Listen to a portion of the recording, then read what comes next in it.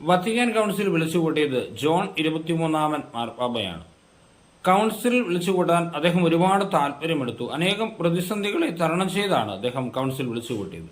പക്ഷേ അതിന്റെ ഉദ്ഘാടനത്തിന്റെ തലേദിവസം രാത്രി ജോൺ പാപ്പ വല്ലാതെ അസ്വസ്ഥനായി. കാരണം നാളെ മുതൽ സഭയുടെ ചരിത്രത്തിലെ ഏറ്റവും വലിയ കൗൺസിൽ തുടങ്ങുകയാണ്. എന്ത് പ്രശ്നം ഉണ്ടായാലും ഉത്തരം പറയേണ്ടത് മാർപ്പാപ്പയാണല്ലോ എന്ന് ചിന്തിച്ച് അദ്ദേഹം ആകെ അസ്വസ്ഥനായി തന്റെ സ്വകാര്യ ചാപ്പലിൽ ഉറങ്ങാൻ പോലും പറ്റാതെ നടക്കുകയായിരുന്നു. ആ സമയത്ത് ജോൺ ഇങ്ങനെ ഒരു സ്വരം സഖായിൽ നിന്ന് കേട്ടു. ജോൺ, സഭയെ നയിക്കുന്ന ആരാണ്? നീയാണോ പരിശുദ്ധാത്മാവാണോ? അദ്ദേഹം പറഞ്ഞു, പിതാവേ, അത് പരിശുദ്ധാത്മാവാണ്. അപ്പോൾ വീണ്ടും സക്രാരിൽ നിന്ന് ഈശോ സംസാരിച്ചു, അങ്ങനെയെങ്കിൽ നീ പോയി ശാന്തമായി ഉറങ്ങിക്കൊള്ളുക, പരിശുദ്ധാത്മ ബാക്കിയെല്ലാം ചെയ്തുകൊള്ളും. പ്രിയപ്പെട്ടവരെ, ഇന്ന് ഈ പാപ്പായുടെ തിരുനാൾ ദിവസം ഈ ഒരു ചിന്ത നമുക്കുണ്ടാകട്ടെ.